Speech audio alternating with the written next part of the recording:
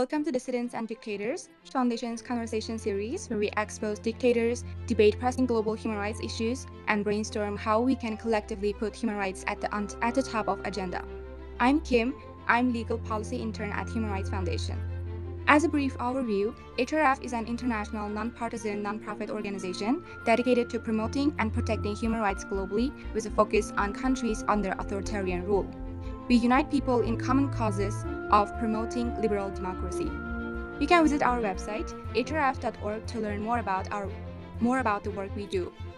Please also make sure to follow us on Twitter for more conversations like the one we'll be having today. And as a reminder, this conversation will be recorded and released as a podcast episode in the future. We will also have a Q&A session at the end of the discussion, so if you have any questions, please DM them directly to HRF. In today's discussion, we will talk about the Uyghurs. When we think of plights of the Uyghurs, we think of the genocide that's taking place in the Uyghur region.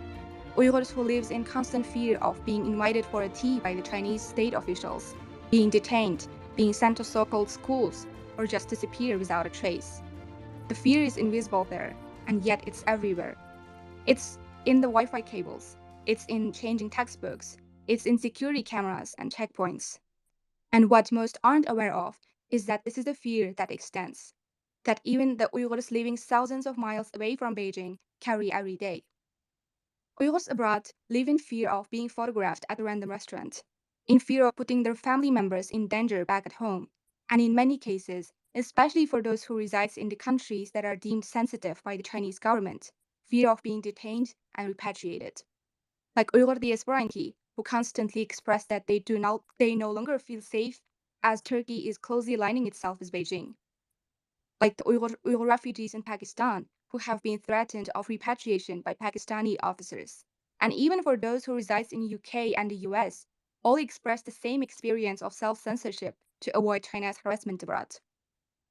By mobilizing its informal network, including those Uyghur informant spywares, and leveraging its expanding economic partnership in host countries, the CCP has managed to stifle Uyghur voices overseas, while effectively avoiding accountability and undermining the international human rights standards. To shed further light on the extent of the CCP's effort to project its authoritarian rule beyond its border, and to raise awareness on how the CCP has been repeatedly violating the sovereignty of other states, we are joined by a very distinguished panel of experts to discuss the topic. First, we have Dr. David Tobin, lecturer in East Asian Studies at University of Sheffield, who co-authored a report about China's transnational repression, We Know You Better Than Yourself. Ms. Rushan Abbas, a dedicated Uyghur activist, founder and executive director at Campaign for Uyghurs, which is a nonprofit organization committed to advocate and promote human rights and the democratic freedoms of the Uyghurs. And Yalkun Uluyol, research assistant at Koç University, author of another brilliant report about transnational repression against Uyghur dissidents in Turkey. Thank you so much for joining us today. It's such a pleasure, and I have to admit that it's also a very sad thing that there is such a pressing need to talk about this topic. To kick off our discussion, the first question I have here is open to all of our panelists. China's transnational repression against Uyghur diaspora seems to really operate in two ways. The first is silencing and intimidating Uyghurs through censorship and the utilization of Uyghur informant groups. And the second approach revolves around China's leveraging its expanding economic partnership in exchange for complicity of its partner countries in cracking down on dissidents. So based on your expertise and personal experiences, could you please discuss the predominant practices and tactics often used in the transnational repression of Uyghur diaspora? Who are the primary groups that are most frequently targeted, and which governments most compliant or cooperative with the CCP? I guess we can go alphabetic. So, Dr. David, would you like to go first? Thank you. Yes, I'll begin. The main point to address when we begin talking about transnational repression of the Uyghur diaspora is the different tactics used by China compared to, for example, say Russia, and this is reflected in who they target. Transnational repression of the Uyghur diaspora is universal. It is not targeting dissidents or famous political figures, though it does, but it targets all Uyghurs. It tracks all Uyghurs. We see this in the official documents we used in our research report, the Public Security Bureau manuals, the police notes, that really say every person that leaves the region should be tracked. and every person that returns should be tracked. And the key tactic is taking their families hostage and trading silence and complicity for the right to talk to their own family. So this is one reason why the issue has been overlooked for so long, because many Uyghurs are frightened by such invasive, violent tactics. But it's also something that security services often overlook, because this does not appear at first to be a security issue, because most of the tactics are targeting ordinary people, asking them to inform on ordinary people. Of course, this does target high-level figures, public advocates and so forth, but everyone is affected. And all the documents we work with are quite specific that this is about tracking people's daily activities, essentially their identity, essentially what they do with their daily business, who they talk to. It's an externalization of an internal policy of genocide that tries to track every form of daily behavior and thinking, which of course includes Uyghur language, of course includes Islam, but really includes any form of activity that might be deemed un-Chinese. So it's really an externalization of what we have seen since 2017 as essentially an attempt to annihilate a people.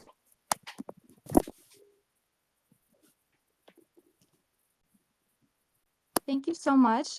Ms. Rushan, would you like to follow up?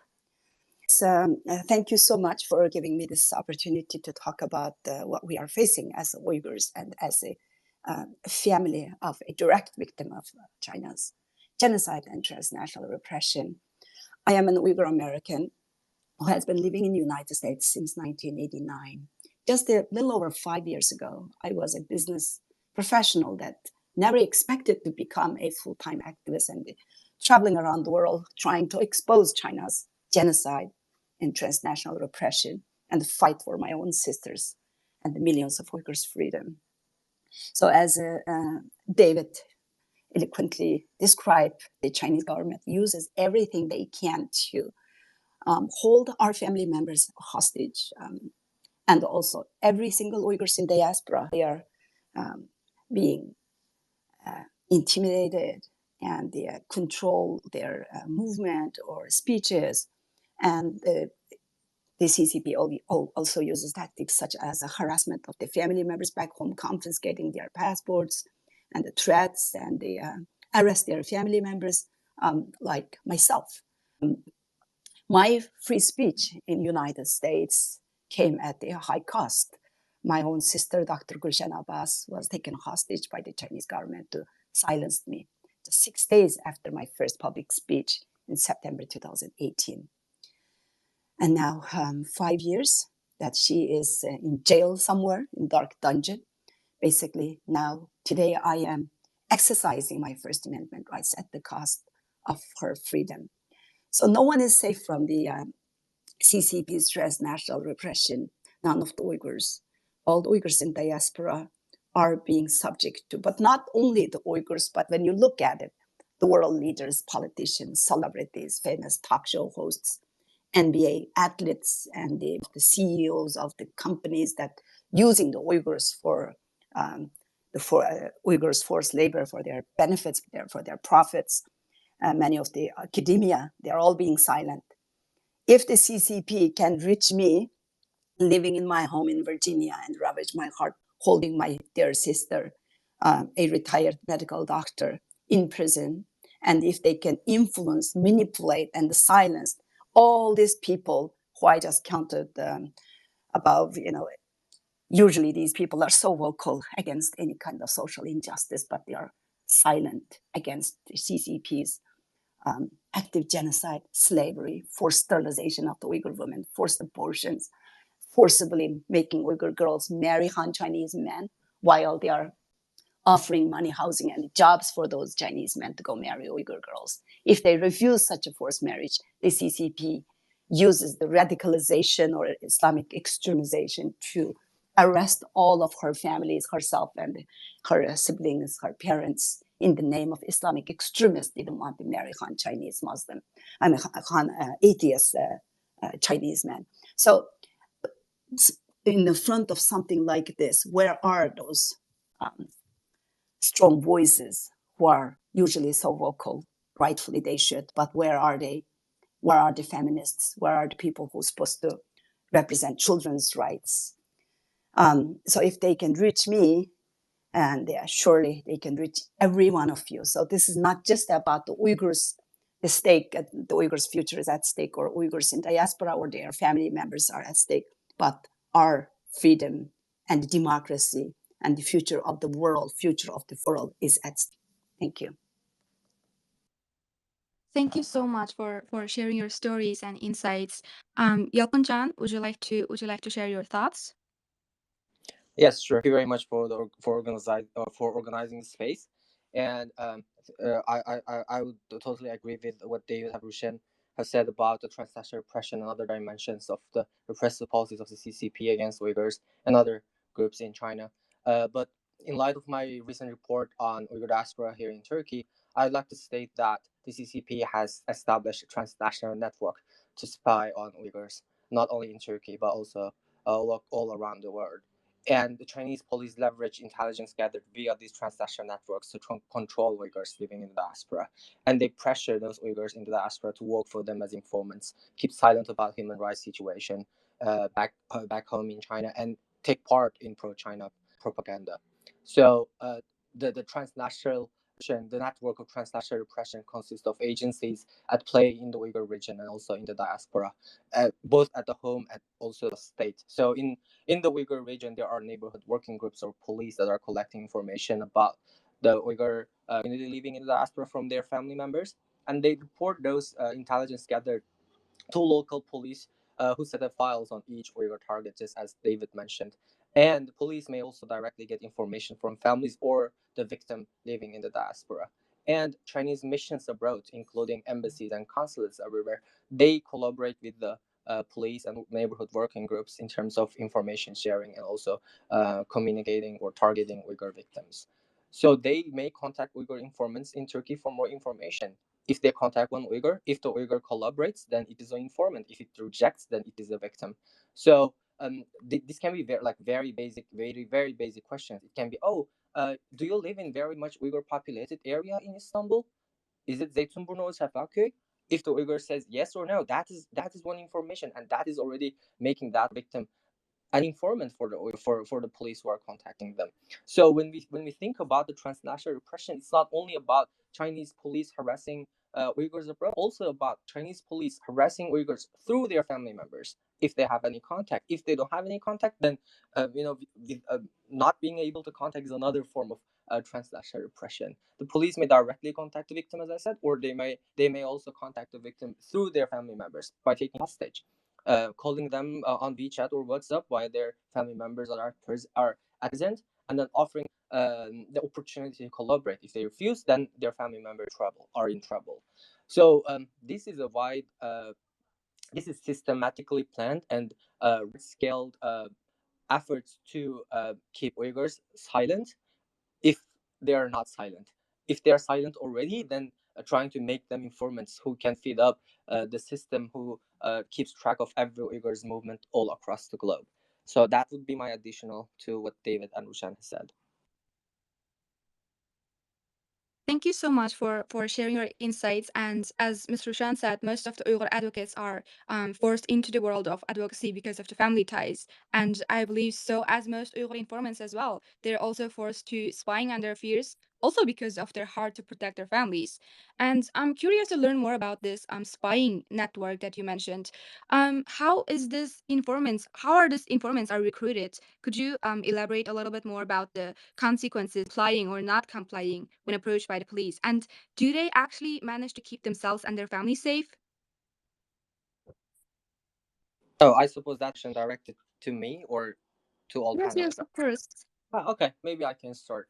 So the CCP controls Uyghurs with threats to them with their and their family members. If they used to collaborate, then their family members might be in trouble. But that is not the only way they do. I think there are also problems with passport renewals, right? So we did find an overlapping pattern where when Uyghurs apply for a new Chinese passport, after a few days, the local police in their hometown are in action, like they're trying to connect with the Uyghur and saying, "Oh, you applied for a Chinese passport, right? That is a very complicated process, but I can help you if you want." That is another tactic that they do, or it can also be financial incentives. Like they do have a lot of information about Uyghurs. For instance, one of my participants was very much surprised to learn that the local police in his hometown was able to know his difficulty in international means, right? He said, "Oh, only a few others around me knew that I was in trouble financially, but the police offered me financial incentive," and he was surprised that they had this information, right? So it can be financial incentives like offer of money or other means. Or it can be like, for instance, if one Uyghur is not able to contact his father or mother for about 5 years, then the police may just call and say, "Oh, maybe I can put you in touch with your father and mother only if you collaborate with us." So that can be another way of keeping the information flow going. So there are a lot of tactics the Chinese police are using, and we don't know how many percentages of tactics are working, or how many people are working for them. But as I said, very, very basic information like, where do you live? Do you live in this area? Oh, do you go to this restaurant often?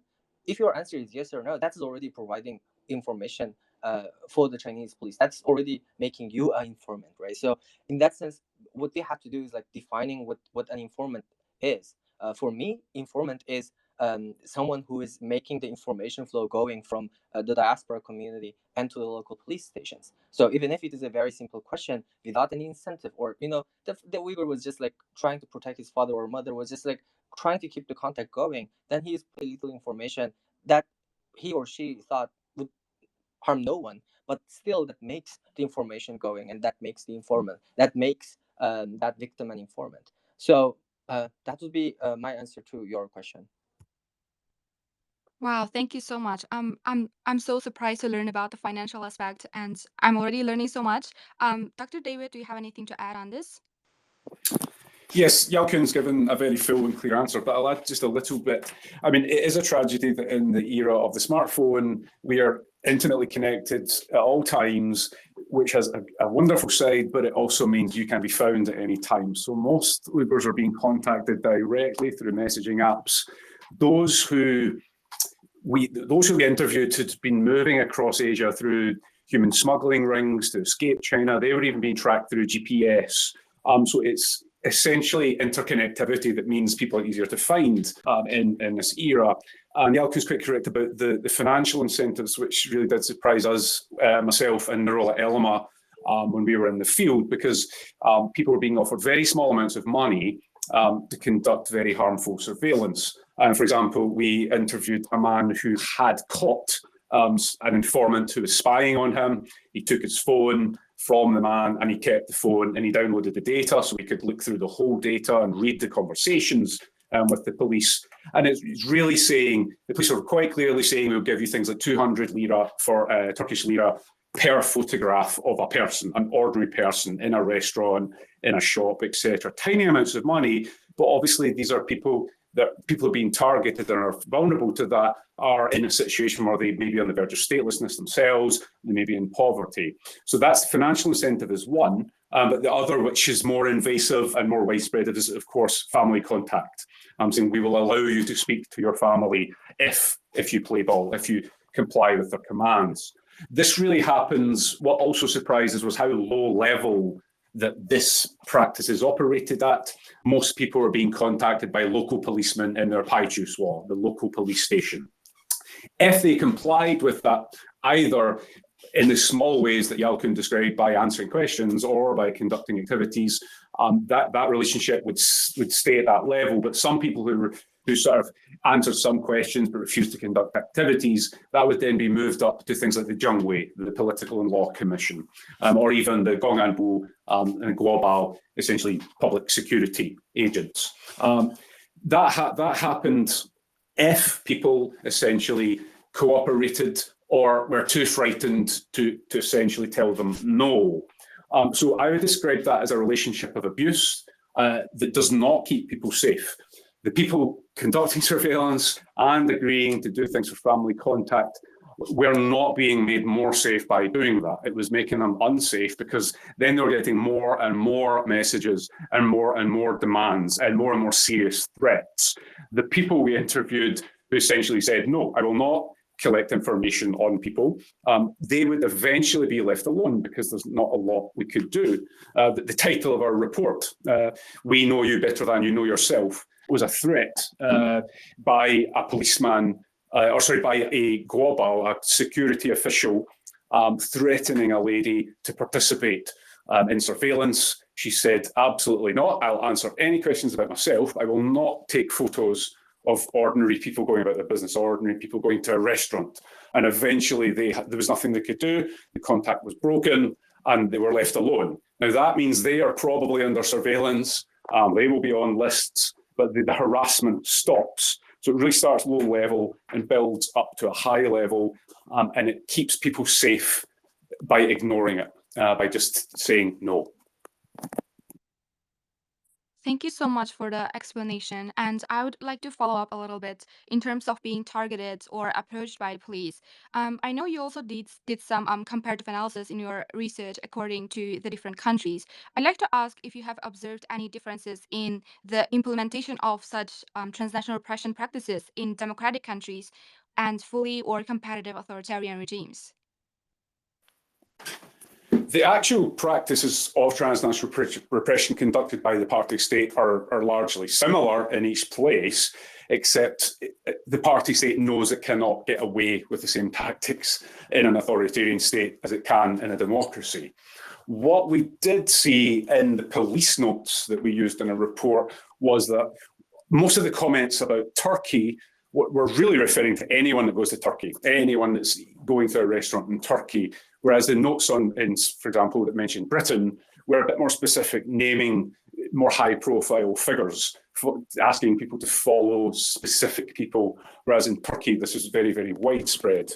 What we also found, which is a huge, it's the outcome that is changed, the outcome that is impacted depending on the host state. Uyghur groups in Turkey felt vulnerable inside Turkey. They were concerned that Turkish police might be involved. They were concerned that there was collaboration or cooperation between Turkey and China.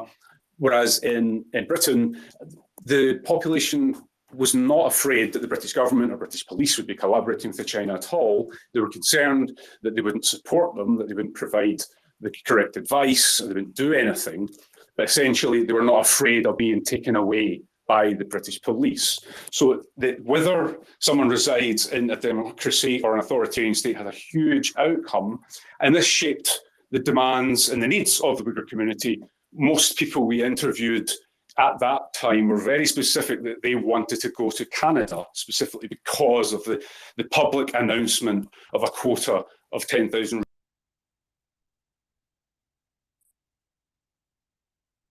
be a democracy, and it'd be a government that were very explicit and public that they would support Uyghurs facing this type of transnational repression, that they did not feel they would have the same support in Turkey or other states that are not full democracies. Thank you so much, Mr. Rushan. You also have a lot of experience working with lawmakers and congresses at different countries. Do you have anything to add on? Yes, and I would like to elaborate a little more about the previous question about some of the implementations and what we are facing, and what's the result that's causing, the fear of intimidation tactics by the CCP for the Uyghurs in diaspora, how it's contributing to a climate of self-censorship among the Uyghurs living abroad, stifling the freedom of expression and restricting their activism. When you see, like 5 years ago, when this mass detention came up to the surface, we had so many Uyghur activists coming out speaking. When we have hearings at the congressional hearings at the Capitol Hill here in Washington, we used to have a room full of Uyghur Americans carrying their families, missing family members' pictures, coming and demanding information and asking the lawmakers to help them. But I testified last Monday, at the Congressional Executive Committee on China on the transnational repression. And when I looked around, I only saw 2 Uyghur people sitting behind me. So basically, the implementations for the global democracy that's causing this kind of China's long arm across its borders, say transnational repression to the Uyghurs, poses challenges for the global democracy. And the like personally for myself, since they couldn't, they couldn't silence me. And when I doubled down and tripled down my efforts, I quit my full-time job and just doing everything I can to expose China's crimes.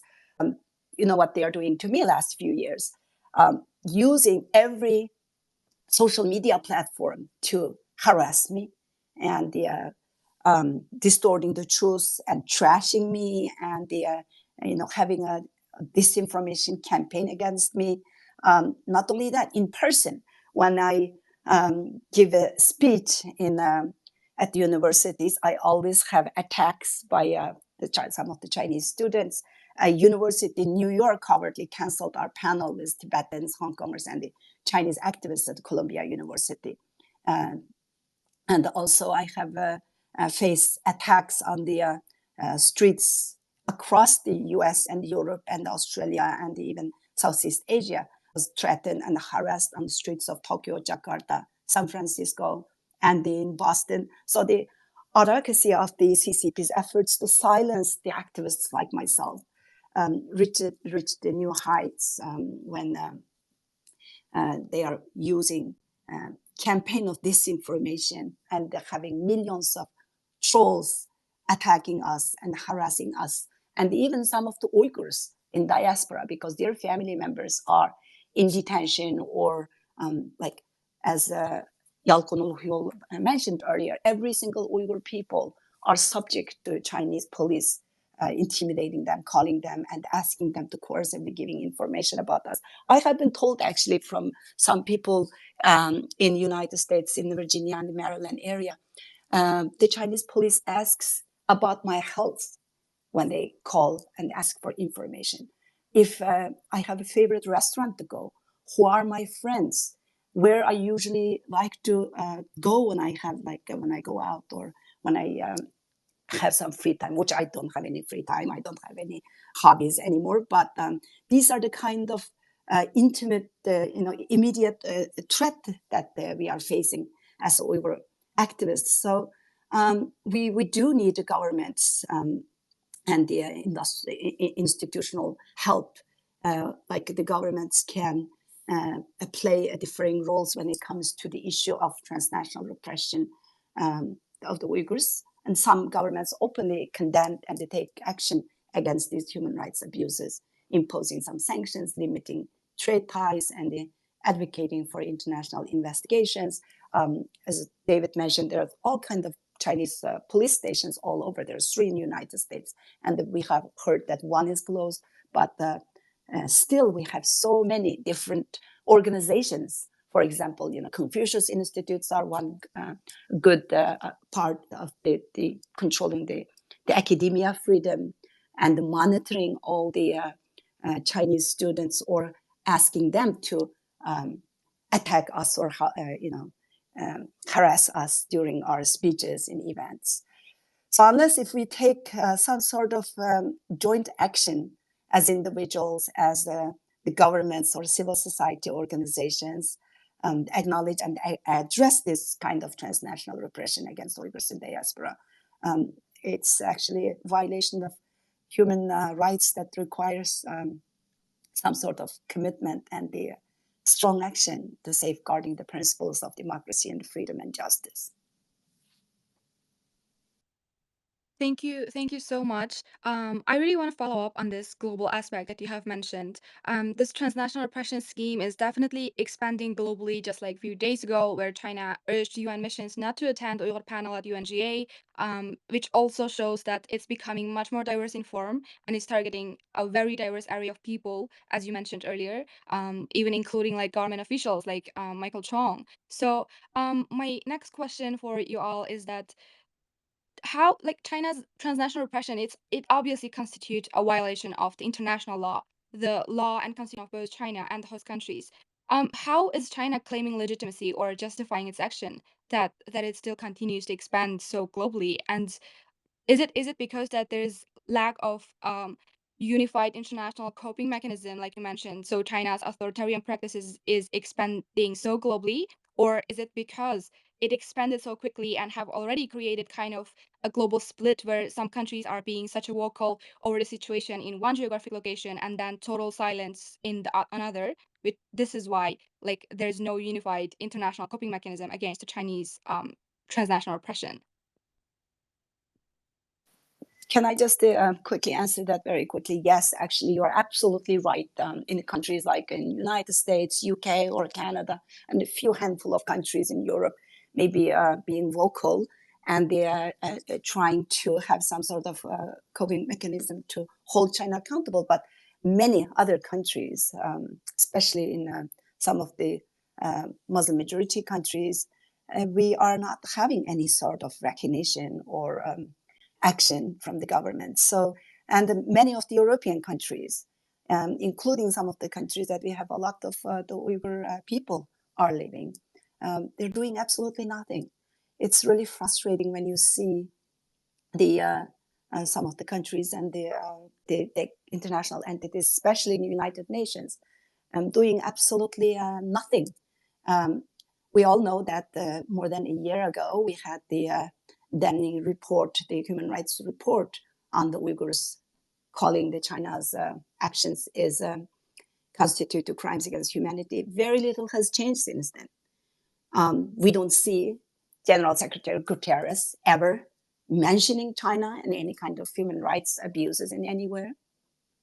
The UN Working Group in Arbitrary Detention opinions on multiple cases, and we didn't see any kind of collective efforts to asking for the release of those individuals.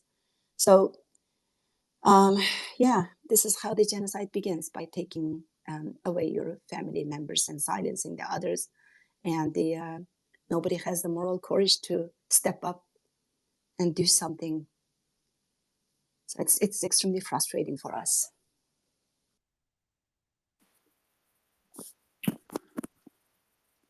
In terms, I'll answer the question about legitimacy and relate this to the topic specifically.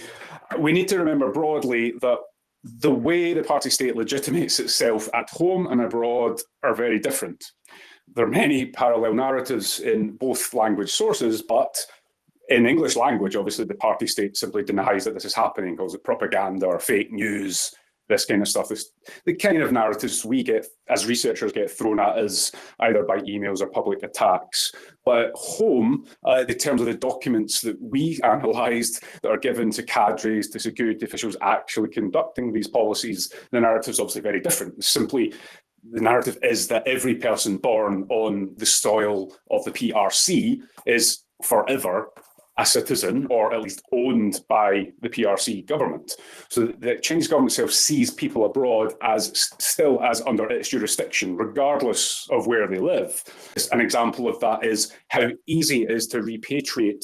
Obviously, in China, one cannot have dual nationality. You can quite easily give that up, but it's one of the easiest countries in the world to regain your nationality if you go back, and obviously if you're not a criminal, dissident, or targeted person. The notion of backflow prevention that is used in these documents that I mentioned about controlling people going across, that leave the region or return, that's very important to understand that much of that is about information control. So it's the whole policy is about, of course, is about targeting the Uyghur people, but it's also about making sure that there is no knowledge produced on the subject. We've seen that in official speeches on what Xi Jinping calls ethnic policy.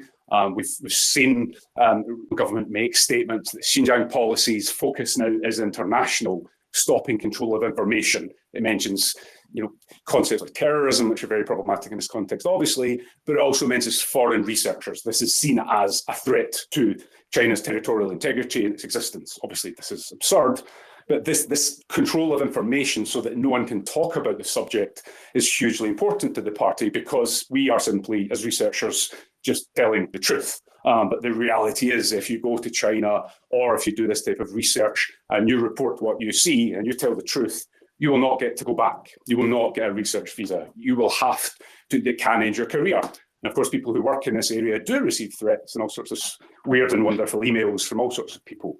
And then they're specifically on transnational repression of the affected communities. Well, these types of practices do affect all sorts of communities, dissidents, Hong Kongers, Tibetans. These tactics are used, but what's different, certainly in the Uyghur case, say compared to the Hong Kong case, is the targeting of Uyghurs as a people.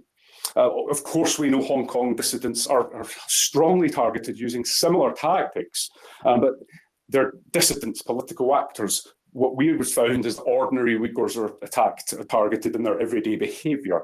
The notion of daily activities is used, of course, all the time, really targeting the way they not simply practice their identity, but simply go about their business, their associations, their speech, etc. And as as Rushan is correct to say, there has been almost no action on this subject, on this specific area. There's been a misunderstanding of what transnational repression actually is, whether it exists, because it's so difficult to get information on and because people are frightened. But it's also one of those issues that states aren't sure what to do about it in international law. Policymakers will say, we don't know what to do about the family hostage situation because it doesn't break international law for a policeman to sit with a family and make veiled threats. If a violent threat is made or a crime is committed, you can call the police in Britain, but there's not much someone can do. So it's a difficult issue to address. But as Rushan also said, the UN should be that place. The UN supposedly exists essentially to promote human rights, which are in a constructed concept to protect humans from state violence, from the Holocaust, because when states have too much power and no accountability, people suffer. But in that venue, there's very, very little action. You referenced the UNGA event that was targeted. During our research, we found many people who are on the verge of statelessness in Turkey. Temporary visas that are given, humanitarian visas for 2 years were expiring.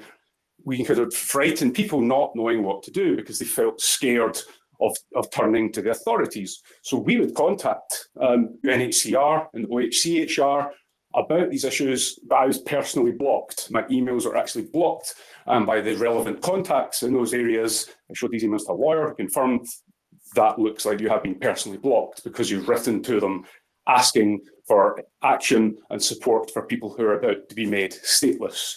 So the problem really is that whilst issues such as forced labour are high profile, extremely important, but that issue is in the interest of large democracies in a traditional sense that it's about economic competition. But these issues that are seen as smaller, affecting ordinary people, not just the people at the top, that is a more thorny issue. We need more momentum from the bottom, as Rushan said, and obviously more courage at the UN for it to stand up for its own principles. I think I would add a little to what Rushan and David have said. So I think the transnational repression is a direct threat to fundamental freedoms of Uyghurs living overseas, but also it constitutes a severe violation of the national sovereignty of third countries, where those Uyghurs are residing and sometimes are residents of or citizens of. So in terms of a coordinated action, there's nothing on transnational repression. Some countries, like Australia, has dedicated hotlines to report transnational repression, but some others, they don't. And I think how to deal with transnational repression, I think the first way to do is acknowledging that it is a repression, right? It is not something that Uyghurs make up. It is happening on, and we have so many evidence and testimonies. Police records, screenshots of phone calls, direct threats, voicemails, and whatever that constitutes or threatens the Uyghurs, constitutes transnational repression and threatens Uyghurs. And I think more countries, including those liberal democracies, need to acknowledge that transnational repression is a form of foreign interference and is a form that endangers the safety of its residents or citizens. I think going into coordinated action at the international platform, I think the host states first need to acknowledge that transnational repression is a repression and is a direct threat to the safety of the people. Not only the Uyghurs, as David and Rushan mentioned, it's happening to Hong Kongers, it's happening to Tibetans, and it's even happening to many academics or experts or human rights activists of non-China or non-Uyghur or non-Tibetan heritage, right? It happens, like, for instance, for me, just directly after releasing the Targeted in Turkey report, a few days later, I received a phone call from somebody based in Turkey. That person said, "Oh, police are asking for you," and they knew that my daughter was not well, so the police asked that specific individual to go and visit my family, because they know, oh, his daughter just recovered. Why don't you pay a visit? and see what he is up to, what he is doing. These are like direct threat to me and my family. But I cannot report this to somewhere because people are not acknowledging it as a repression or a crime or interference to my life.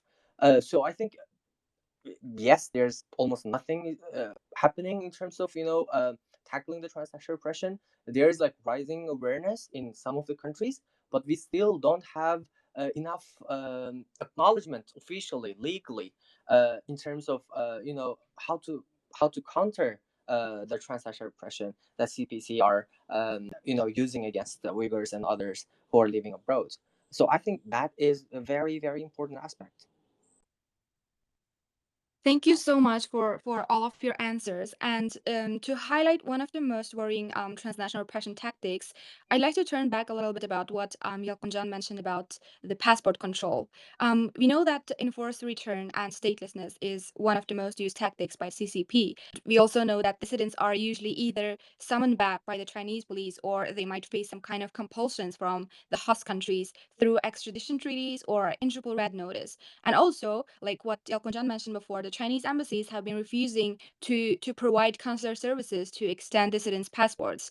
And the access to asylum pathway have also become increasingly challenging, all of which contributes to the enforced statelessness of Uyghurs in diaspora. So I would like to ask your opinion or observations about these enforced return practices, and I'm curious to what extent the host governments are collaborating with China to facilitating them.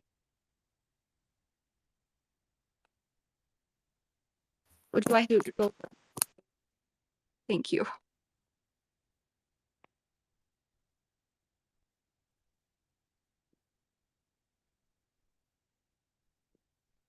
Please go ahead, Dr. David. Okay, I mean, this topic is obviously very murky in the sense that there are not many, we're not going to find many clear written agreements to break international law, non-refoulement. We know that has happened in Thailand. We know it caused a massive controversy. But it's very difficult to find information on that specific topic. I do recommend Freedom House reports that do research that specifically quite extensively.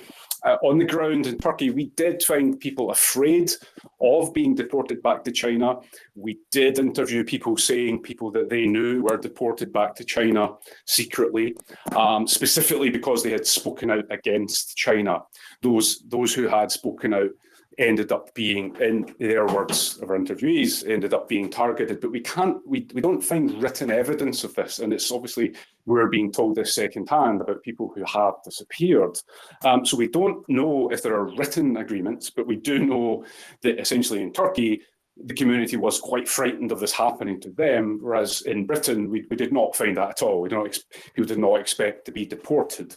We did interview someone who claimed there were agreements around protest in Turkey, written agreements between protesters and local police to say, do not protest when the Chinese visit is in town, when there are high-level geopolitical visits. But again, we don't have these documents. So most of this is through testimony, and we're unlikely to find direct written evidence to confirm this. But we do know this is also beyond those cases I've described. This situation in Central Asia, I gather, is dire. Numerous researchers are currently working there, finding Kazakhstan, the situation is deteriorating, and people are also frightened. To add what David has, I think there are different tactics used against different types of Uyghurs, right? So in one case, one of my participants said, no, he was politically active. He was asking whereabouts of his family members, but later on, his passport was expired and have a Turkish citizen. So he applied for a passport, and the Chinese consulate contacted that person and said, we have been helping minority students with their passport renewals, but you will not get the renewal because you have been in contact with the wrong people. So in this call, we know that there are some Uyghurs who are getting their passports renewed, but there are also people who are not being that lucky in terms of passport renewals. And we do also have, evidence from courts. For instance, Uyghur Human Rights Project, they did document a report in 2020 how embassy officials even destroy valid passports, leaving many Uyghurs overseas stateless. So in that sense, that Chinese mission abroad, they definitely are involved in this passport renewal processes and difficulties of Uyghurs getting a valid travel document. A part of that, I think, for instance, the latest report of UHRP is urging the United States to give the Uyghur asylum seekers or refugees a fast track in terms of their green cards, because they've been waiting so long.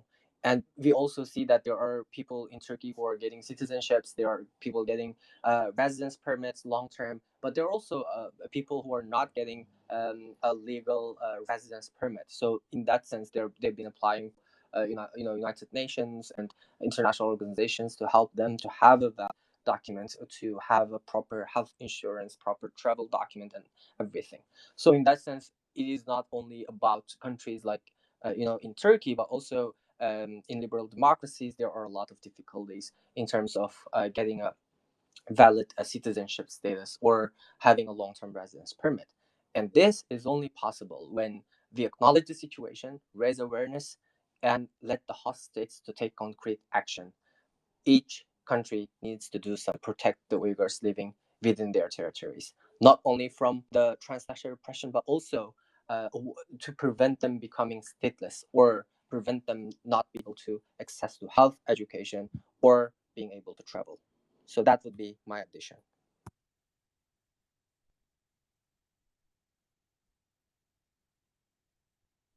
Ms. Rushan, do you have anything to add on? I think we are approaching toward the end, so I just want to sum up with more general a conclusion here. The transnational repression of the Uyghurs in diaspora poses challenges for global democracy, as Yalkun said, and it highlights the struggle between universal human rights standards, the economic and geopolitical interest, and China's influence all over the world. So the CCP's efforts to silence and control Uyghurs beyond its borders demonstrates an attempt to export its authoritarian practices to all over globally. The totalitarian ideology basically has returned to the world in full force with China's economic and financial influences and manipulation in the world.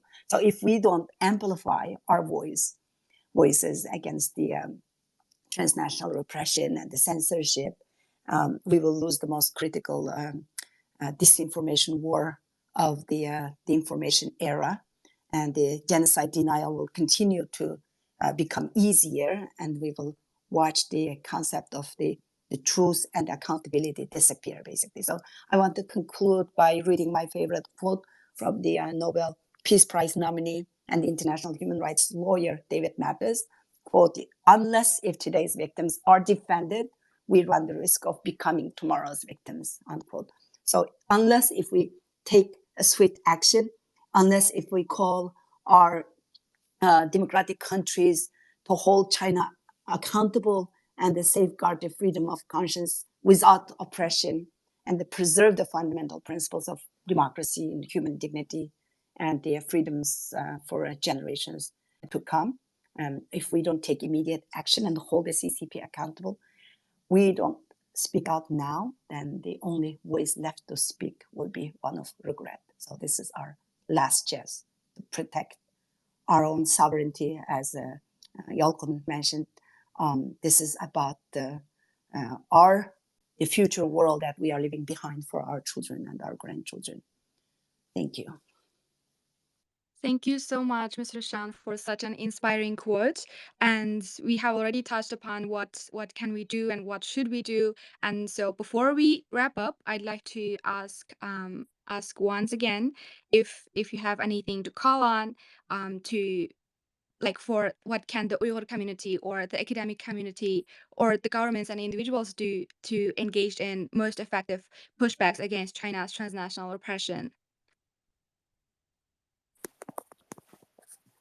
Okay, I'll say two things. One, to Uyghurs who face transnational repression, I would be quite clear to them that the people we interviewed that were kept safe and did not experienced repeated harassment were people that would say no and did not cooperate and did not continue to communicate with police or security services. The people calling Uyghur diaspora will have training in manipulation, lies, and are trying to rush them and panic them. And that is their job. So people should not be panicked and should not answer the calls until they want to, until they feel comfortable and they know what to say, and they should ignore it. That's what would keep them safe. Secondly, I do want to mention the role of academics and how this affects academics in a specific case. The news yesterday that our very good colleague Rahila Dawood was given a lifelong sentence in prison. This was given by an intermediate regional court, a very far away from Beijing, so it's known as not being as effective as the courts in Beijing. And she's been given a life sentence essentially for researching ethnomusicology. I believe her last project that she sent to Professor Timothy Gross was going to be on culture and plants. I would say that it's the responsibility of anthropologists and social scientists outside of China to comment on that, to speak about that, to make sure that is part of our reality when we talk about China, when we talk about anthropology in China. And I would say that is an issue of transnational repression. It is not as impactful and important as what we've talked about today, but we have a specific role to tell the truth and incorporate that into our analysis so that we do actually understand China and actually know how Chinese politics works and how it affects people's lives. So I would hope that my colleagues do listen to this and think about that and do not think it is worthwhile keeping a research visa in return for silence on people that we work with being arbitrarily detained and disappearing for life.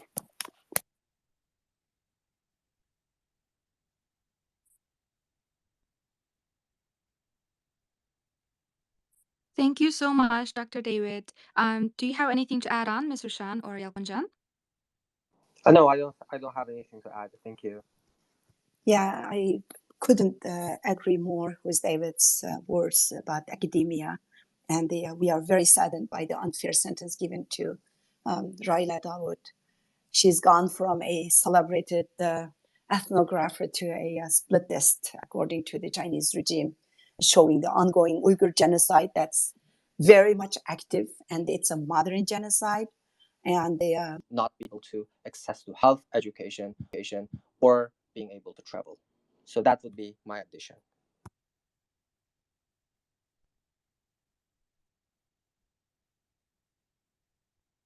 Ms. Rushan, do you have anything to add on?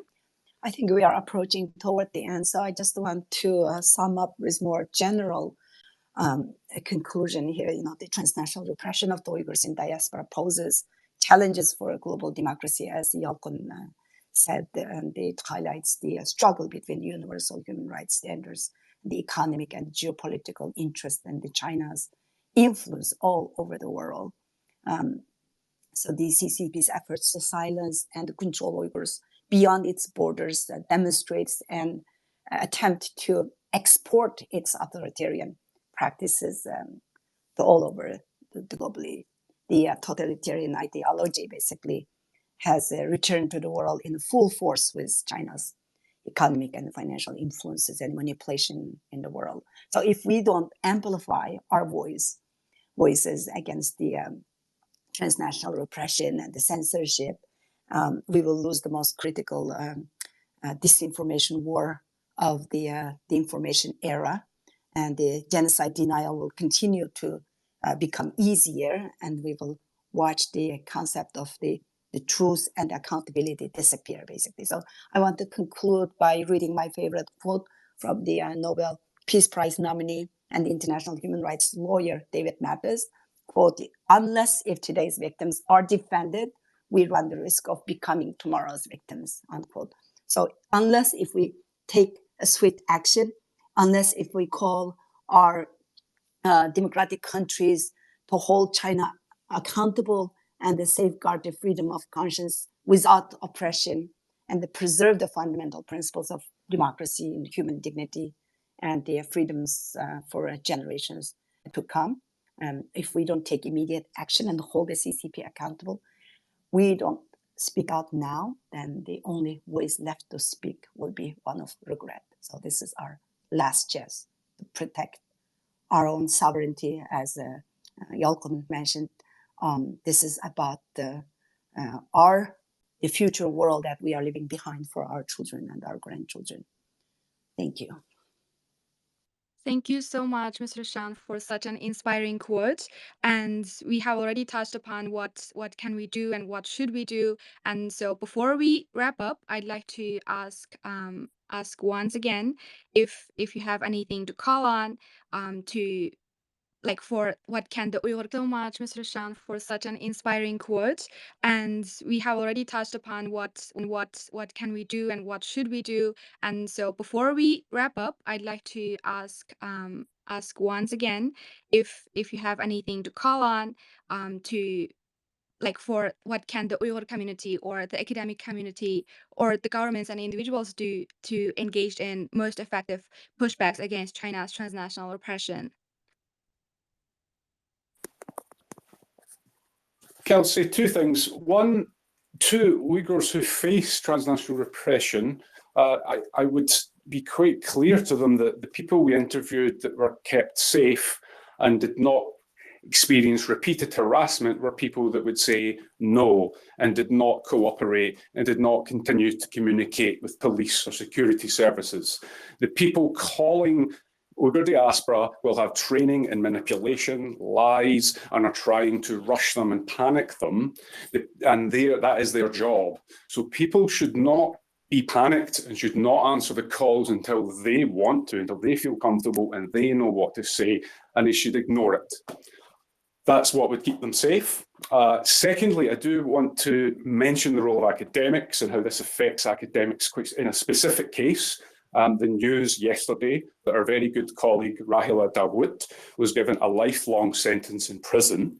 This was given by an intermediate regional court, a very far away from Beijing, so it's known as not being as effective as the courts in Beijing. And she's been given a life sentence, essentially for a regional court, a very far away from Beijing, so it's known as not being as effective as the courts in Beijing. And she's been given a life sentence essentially for researching ethnomusicology. I believe her last project that she sent to Professor Timothy Gross was going to be on culture and plants. I would say that it's the responsibility of anthropologists and social scientists outside of China to comment on that, to speak about that, to make sure that is part of our reality when we talk about China, when we talk about anthropology in China. And I would say that is an issue of transnational repression. It is not as impactful and important as what we've talked about today, but we have a specific role to tell the truth and incorporate that into our analysis so that we do actually understand China and actually know how Chinese politics works and how it affects people's lives. So I would hope that my colleagues do listen to this and think about that and do not think it is worthwhile keeping a research visa in return for silence on people that we work with being arbitrarily detained and disappearing for life.